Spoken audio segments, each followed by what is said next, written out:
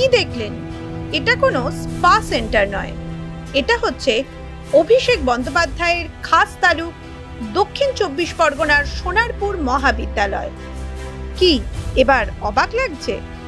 আসলে এটা তো তৃণমূল ছাত্রনেতার কীর্তি, ফলে কারো কিছু বলার নেই। কলেজে ছেলেমেয়েরা তো পড়াশোনা করতে যায়, মানে অভিভাবকরা তাই মনে করেন, কিন্তু কলেজে এরকম গুণধর তৃণমূল ছাত্রনেতা থাকলে মেয়েদের পড়াশোনা তো দূরের কথা, তাদের নিরাপত্তা নিয়েই প্রশ্ন উঠবে।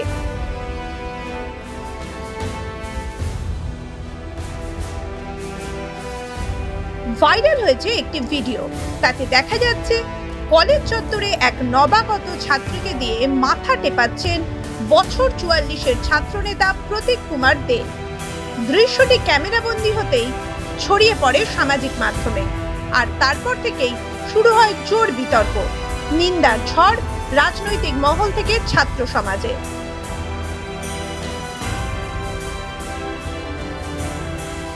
এরকম এক গুণধর তৃণমূল ছাত্রনেতা প্রতীকের পরিচয় যথেষ্ট তাৎপর্যপূর্ণ। তিনি শুধু সোনারপুর কলেজের ছাত্র পরিষদের কোঅর্ডিনেটর নন, তৃণমূল ছাত্র পরিষদের দক্ষিণ সোনারপুরের সভাপতি এবং রাজপুর টাউন তৃণমূল যুব কংগ্রেসের সভাপতি পদেও রয়েছেন। তাকে এই দায়িত্ব দিয়েছেন সোনারপুর দক্ষিণের বিধায়ক লাভলি মৈত্র। তাই বিরোধীদের সরাসরি প্রশ্ন, কিভাবে বারুইপুর কলেজের প্রাক্তনী হয়েও সোনারপুর কলেজে এতটা দাপট দেখাতে পারেন প্রতীক? এর পিছনে রয়েছে বিধায়কের মদত আর আশীর্বাদ, বললেন বিজেপির জেলা নেতা। ওখানকার ছাত্র নেতা, যদিও তার বয়স ৪৪, সে প্রতীক দে, উনি একজন নবাগত ফার্স্ট ইয়ারের ছাত্রীকে দিয়ে গা হাত পাটে পাচ্ছেন, মাথা টেপাচ্ছেন। এরম নোংরামো তৃণমূল ছাড়া পারবে না। এদের পিছনে সব রতি মহারথীর হাত, এই প্রতীকদের পিছনে হাত আছে ওখানকার বিধায়িকা লাভলি মিত্রে। তা না হলে প্রতীক দে একদিকে সোনারপুর দক্ষিণ বিধানসভার তৃণমূল ছাত্র পরিষদের সভাপতি, সঙ্গে আবার সোনারপুর টাউনে যুব তৃণমূল কংগ্রেসের সভাপতি, মানে কতটা এরা প্রভাবশালী।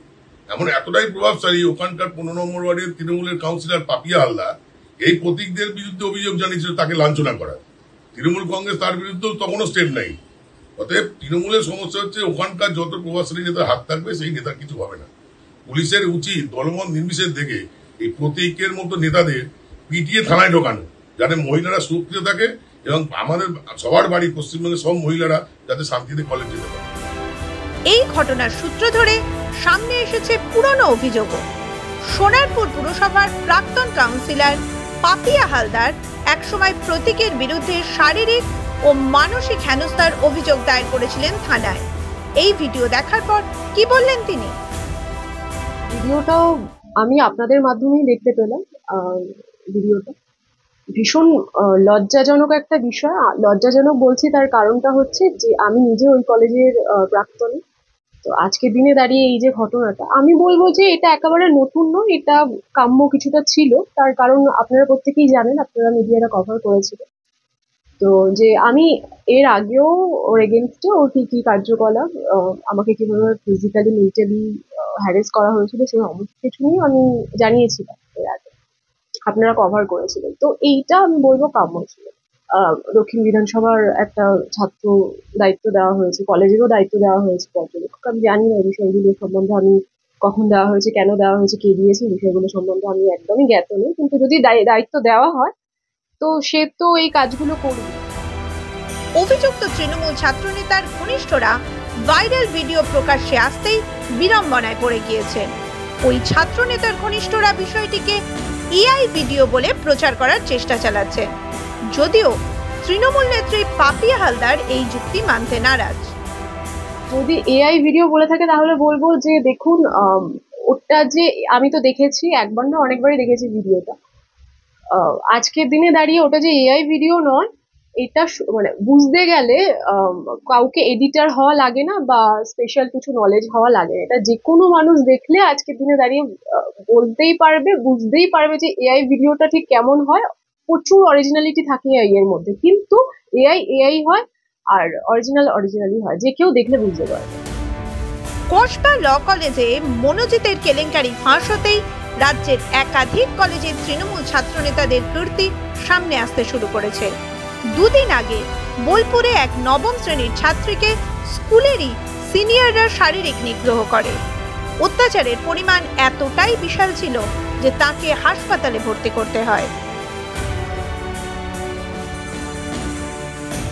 সোনারপুরের এই ঘটনাকে কেন্দ্র করে কলেজ চত্বরে ছাত্রছাত্রীদের মধ্যে ক্ষোভ দেখা গিয়েছে। প্রশ্ন উঠছে, শিক্ষা প্রতিষ্ঠান কি ছাত্র রাজনীতির আড়ালে এখন ব্যক্তিগত ক্ষমতার প্রদর্শন স্থলে পরিণত হয়েছে? কলেজ প্রশাসন এবং দলীয় নেতৃত্ব এখনো প্রকাশ্যে মুখ না খুললেও ছাত্র মহলের চাপে প্রশাসনের ভূমিকা নিয়ে উঠছে প্রশ্ন।